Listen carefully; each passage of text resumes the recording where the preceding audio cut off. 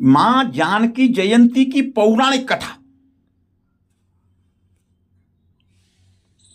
माता जानकी जयंती की सभी को हार्दिक शुभकामनाएं। बोलो मां जानकी मैया की जय। नमो राघवाय।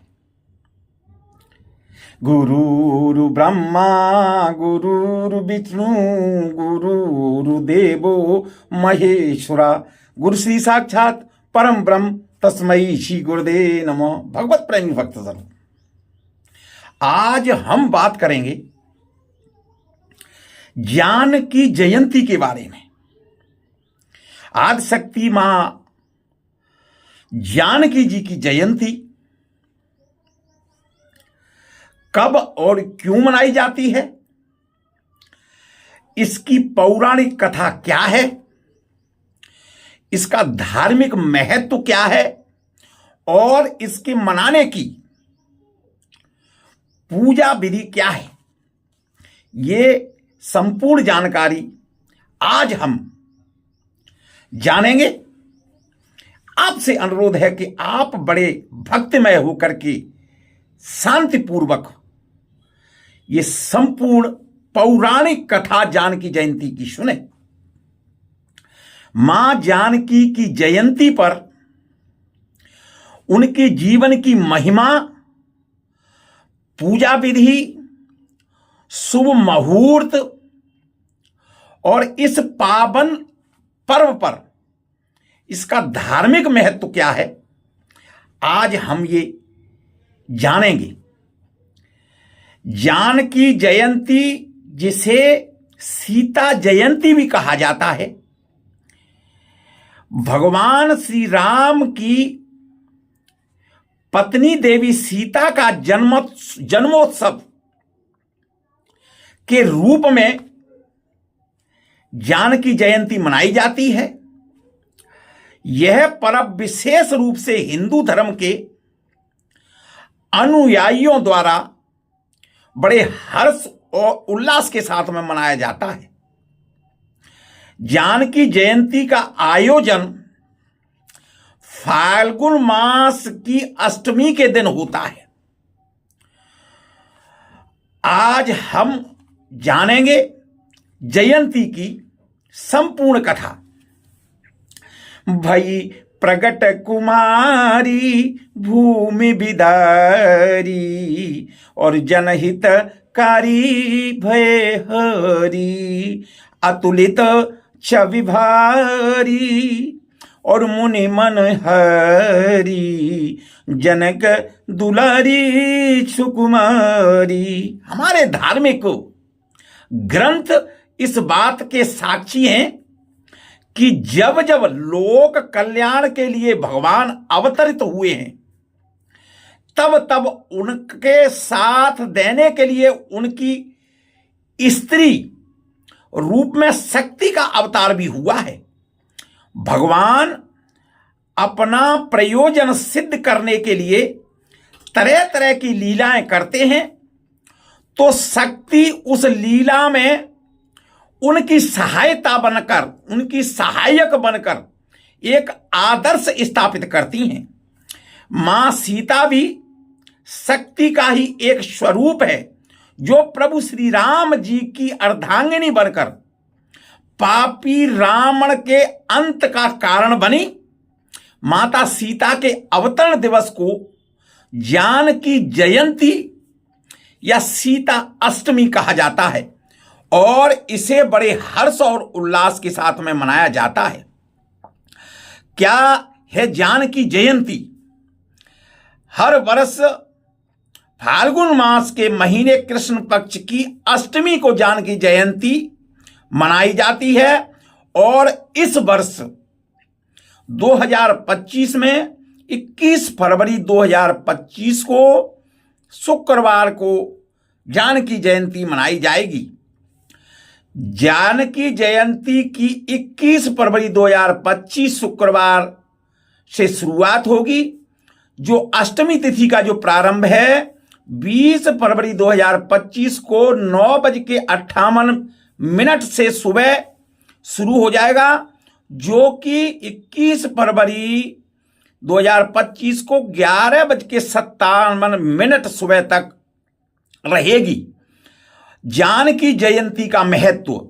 मान्यता है कि फाल्गुन महीने के कृष्ण पक्ष की अष्टमी के दिन श्री सीता जी धरती से प्रकट हुई थी और राजा जनक व सुनैना की पुत्री के रूप में उन्हों को अपनाया गया था।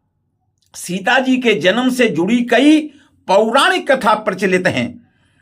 ऐसी मान्यता है कि भगवान राम और जानकी जी ने एक ही नक्षत्र में जन्म लिया था।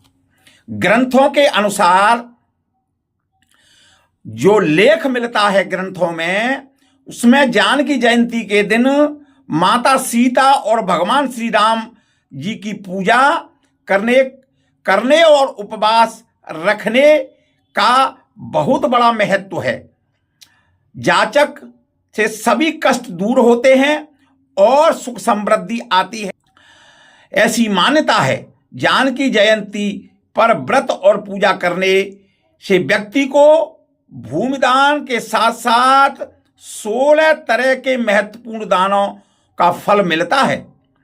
शास्त्रों के अनुसार जानकी जयंती के दिन जो स्त्री उपवास करती हैं उन्हें सीता जी की विशेष कृपा प्राप्त होती है तथा उनका पति दीर्घायु को प्राप्त होता है। निसंतान दंपति को व्रत करने से संतान का सुख प्राप्त होता है।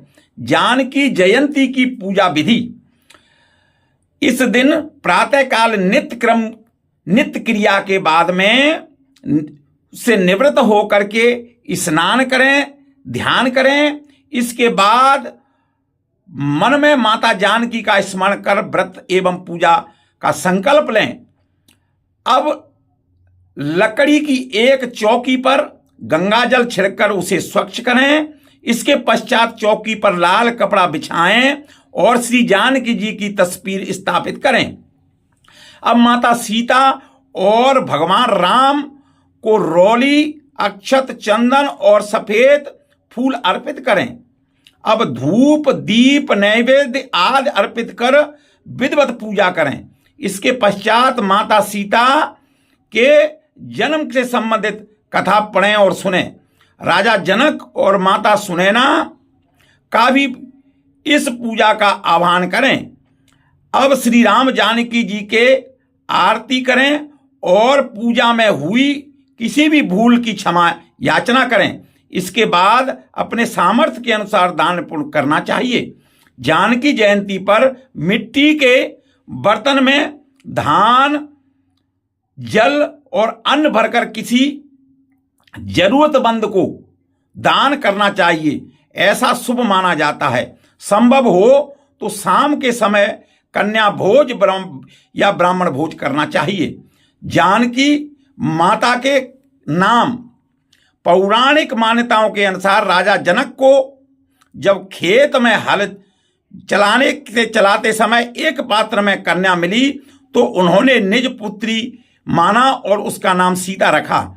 ऐसा इसलिए क्योंकि हल्के नुकीले भाग को सित कहा जाता है और भूमि में मिलने के कारण सीता को भूमि की पुत्री कहते हैं। साथ ही राजा जनक की पुत्री होने के कारण सीता जी को जानकी, जनक सुता और जनकात्मजा आदि नामों से जाना जाता है। सीता जी मिथिला की कुमारी थी, इस कारण एक नाम उन्हें मैथिली के नाम से भी जाना जाता है। माता सीता के अधिक नाम होने के कारण उनकी जयंती या सीता जयंती को भी अलग अलग राज्यों में अलग अलग नाम से जाना जाता है। माता सीता के जन्म से जुड़ी हुई पौराणिक कथा। अनेक कथाओं का उल्लेख मिलता है हमारे शास्त्रों में, जिसमें हम अलग अलग तरीके से सभी कथाओं के बारे में बात करेंगे। पौराणिक मान्यता के अनुसार पृथ्वी पर बढ़ रहे अत्याचार को समाप्त करने के लिए और राम राज्य स्थापित करने के लिए जब विष्णु भगवान ने मनुष्य के रूप में अवतार लेने का निर्णय लिया, तब लक्ष्मी जी ने अनुरोध किया कि हे स्वामी, जगत कल्याण के लिए आपके इस कार्य में मैं भी सहभागी बनना चाहती हूं। मैं आप कि मानव अवतार में भी आपकी अर्धांगिनी बनना चाहती हूं। यह सुनकर भगवान विष्णु ने कहा कि ऐसा ही होगा प्रिय। इस प्रकार श्री भगवान विष्णु ने राम बनकर के अयोध्या में राजा दशरथ जी के यहाँ पे जन्म लिया और माता लक्ष्मी सीता के रूप में अयोध्या नरेश को मिली। उनकी श्री रामचंद्र जी की अर्धांगिनी बनकर के आई। वाल्मीकि रामायण ने वर्णन किया है, उसका लेख मिलता है वाल्मीकि रामायण में कि मिथिला के राजा जनक निसंतान थे। अंत संतान प्राप्ति के लिए उन्होंने एक यज्ञ करने का संकल्प लिया था। उस समय उस राज्य में अकाल पड़ गया था।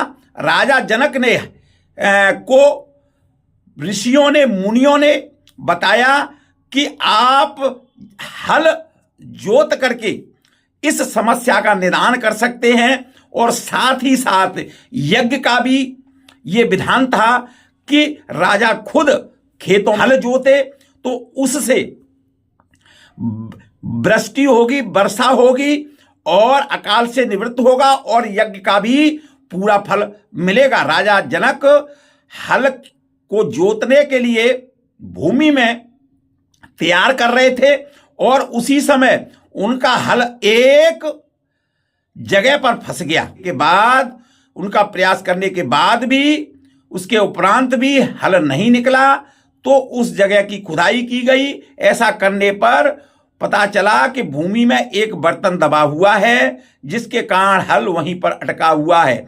जब उस पात्र को, उस बर्तन को बाहर निकाला गया और उसमें से एक अत्यंत तेजस्विनी कन्या मिली, क्योंकि भूमि जोतने वाले हल की नोक को सित कहा जाता है। इस कारण जनक ने उस कन्या का नाम सीता रखा और अत्यंत हर्ष के साथ उसे अपनी पुत्री के रूप में स्वीकार किया।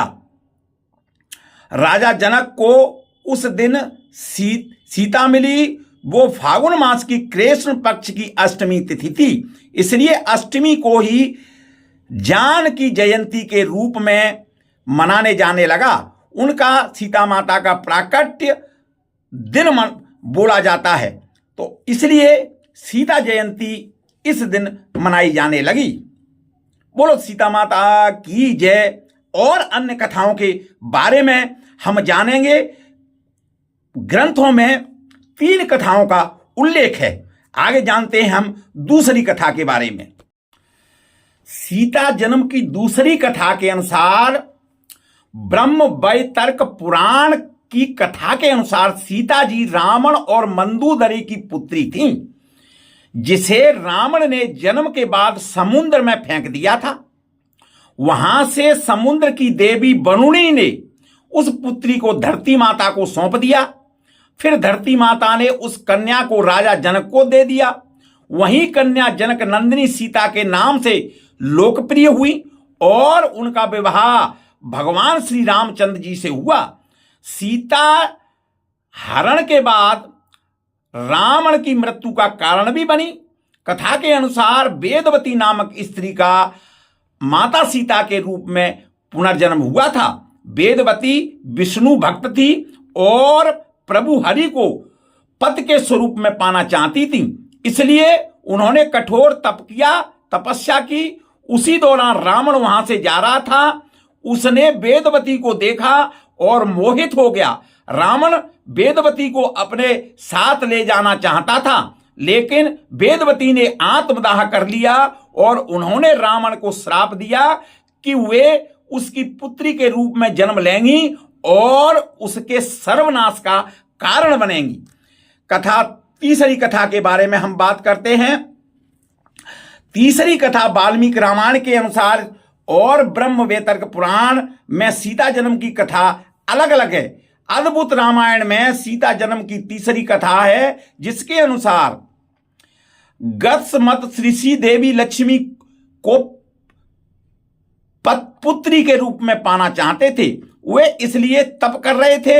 एक दिन वे आश्रम में नहीं थे तो रावण पहुंचा और वहां मौजूद सभी ऋषियों को मारकर उनके खून को कलश में भर लिया, उसे लंका में ले जाकर महल में छिपा दिया। एक दिन मंदोदरी उस कलश को खोली और उसमें जमा खून को पी गई। इस कारण वह गर्भवती हो गई और बाद में उसने जन्म दिया और उस कलश को ले जा करके मिथिला राज्य में भूमि में दबा दिया। बच्ची सीता के रूप में राजा जनक को प्राप्त हुई। इन तीनों कथाओं में वाल्मीकि रामायण की कथा ज्यादा प्रचलित और लोकप्रिय मानी जाती है, क्योंकि हमारे शास्त्रों में अनेक प्रकार की मतभेद मिलते हैं प्रत्येक पौराणिक कथाओं के अंदर। तो ये थी सीता जयंती की कहानी, उनके जन्मोत्सव की कहानी, उनके प्राकट्य रूप की कहानी कि उनका प्राकट्य कैसे हुआ था। अब हम बात करते हैं सीता माता के भाइयों के बारे में। कौन थे सीता माता के भाई जिनका जिक्र रामायण में नहीं मिलता है? हम सभी ने पढ़ा है, सुना है और देखा है कि माता सीता की 3 बहनें थी, लेकिन आज तक आपको माता सीता के उन भाइयों के बारे में बताने जा रहा हूं जिनका जिक्र रामायण में नहीं मिलता है। रामायण में राजा जनक की 4 पुत्रियों का वर्णन मिलता है, माता सीता, उर्मिला, मांडवी और श्रुतकीर्ति। इस तथ्य से यह पता चलता है कि माता सीता की मात्र 3 बहनें थीं, लेकिन कुछ धार्मिक मान्यताओं के अनुसार ऐसा कहा जाता है कि माता सीता के 2 भाई भी थे। हालांकि माता सीता के इन भाइयों के बारे में रामायण में कोई वर्णन नहीं है, कोई जिक्र नहीं किया गया है। रामायण में भले ही माता सीता के भाइयों का उल्लेख नहीं मिलता, लेकिन अन्य ग्रंथों में माता सीता के भाइयों के नाम और उनके बारे में जानकारी मिलती है। पौराणिक कथा के अनुसार जब माता सीता और श्री राम का विवाह हुआ था, तब विवाह के समय ब्रह्म ऋषि वशिष्ठ और राज ऋषि विश्वामित्र उपस्थित थे। यहां तक कि श्री राम और माता सीता का विवाह देखने स्वयं ब्रह्मा, विष्णु और रुद्र ब्राह्मणों के वेश धारण करके आए हुए थे। दूसरी ओर सभी देवी देवता और सभी विभिन्न भेषों में धारण करके और सीता माता के श्री राम जी के विवाह का आनंद ले रहे थे। विवाह का मंत्रोच्चार चल रहा था और उसी बीच कन्या के भाई द्वारा की जाने वाली रस्म की बारी आई। इस रस्म को कन्या का भाई कन्या के आगे आगे चलते हुए लावे का छिड़काव करता है। विवाह करवाने वाले पुरोहित ने जब इस प्रथा के लिए कन्या के भाई को बुलाने के लिए कहा तो समस्या खड़ी हो गई, क्योंकि उस समय तक जनक का कोई पुत्र नहीं था। ऐसे में सभी एक दूसरे से विचार करने लगे। इसके चलते विवाह में विलंब होने लगा। अपनी पुत्री के विवाह में इस प्रकार विलंब होता देखकर पृथ्वी माता भी दुखी हो गई। तभी विवाह के समारोह के बीच एक रक्त स्वर्ण का युवक उठा और इस रस्म को पूरा करने के लिए आकर खड़ा हो गया। उस युवक ने राजा जनक से माता सीता के भाई द्वारा की जाने वाली रस्म निभाने का आग्रह किया। असल में यह और कोई नहीं बल्कि स्वयं मंगलदेव थे, जो वेश बदल करके नवग्रहों सहित श्री रामचंद्र और श्री सीता जी के विवाह देखने के लिए वहां पर उपस्थित थे। चूंकि माता सीता का जन्म पृथ्वी से हुआ है और मंगल भी पृथ्वी के पुत्र हैं, इसी संबंध से मंगलदेव माता सीता के भाई लगते हैं। इसी कारण पृथ्वी माता के संकेत से वे इस विधि को पूर्ण करने के लिए आगे आए। वहीं अन्य मान्यताएं और अन्य पौराणिक कथाओं के अनुसार राजा जनक के छोटे भाई के पुत्र थे लक्ष्मी निधि, जो रिश्ते में माता सीता के भाई लगते थे। तो इस प्रकार माता सीता के 2 भाई थे, एक मंगल और दूसरा लक्ष्मी निधि। हालांकि मंगल ग्रह के माता सीता के भाई होने का सनातनियों द्वारा पुष्टि की गई है, लेकिन लक्ष्मी निधि नामक भाई के बारे में कोई खास प्रमाण नहीं मिलता है। तो ये थे माता सीता के दो भाई जिनका जिक्र रामायण में साक्षात रूप से नहीं मिलता है। तो ये थी सीता माता की कहानी। बोलो सीता मैया की जय। जानकी जयंती पर श्री जानकी नाथ जी की आरती।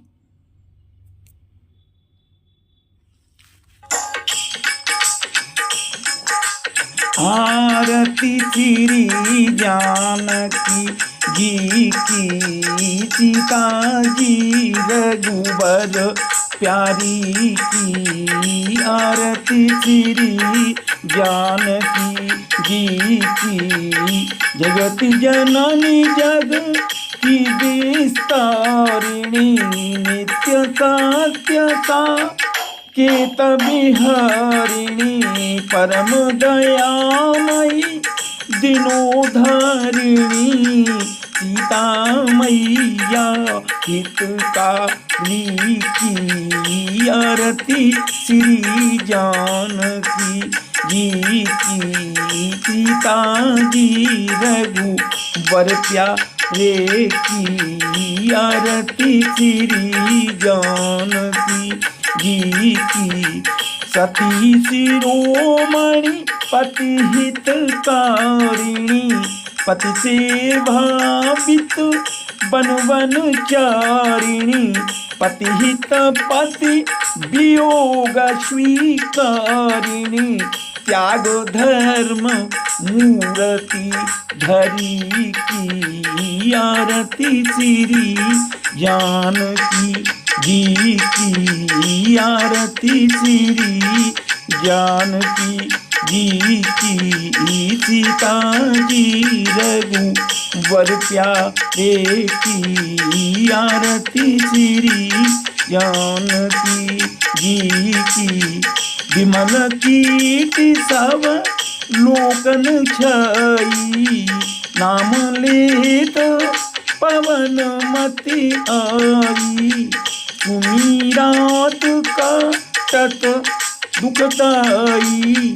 शरणागत जन भय हरि की। शरणागत जन भय हरि की। आरती श्री जानकी जी की, सीता जी रघुबर प्यारी की। आरती श्री जानकी जी की। बोलो सीता मैया की जय। नमो राघवाय। आपने देखा सीता जयंती की कहानी, जानकी जयंती की कहानी, जिसको अलग अलग राज्यों में अलग अलग नाम से जाना जाता है। हमारे शास्त्रों में जानकी जयंती के ऊपर अनेक मतभेद हैं, क्योंकि रामायण में सिर्फ एक ही कथा का वर्णन मिलता है, लेकिन अलग शास्त्रों में अनेक जो है अलग ग्रंथों के में सीता जी की 3 प्रकार की कथाएं मिलती हैं, जो मैंने इसमें आपको सुनाने की दर्शाने की कोशिश की गई है। इस तरह की कहानियों के लिए, सनातन धर्म के अनेक उत्सव और त्योहारों के लिए, शास्त्रों ग्रंथों की अनेक पौराणिक कथाओं के लिए, मंदिरों की जानकारी के लिए देखते रहिए प्रभु दर्शन चैनल। यदि आप पहली बार देख रहे हैं तो आपसे अनुरोध है कि आप चैनल को लाइक करें, सब्सक्राइब करें, लोगों को भेजें और नोटिफिकेशन के लिए ऑल का बटन दबाएं, जिससे कि आपको मेरे हर वीडियो की जानकारी मिल सके। नमो राघवाय।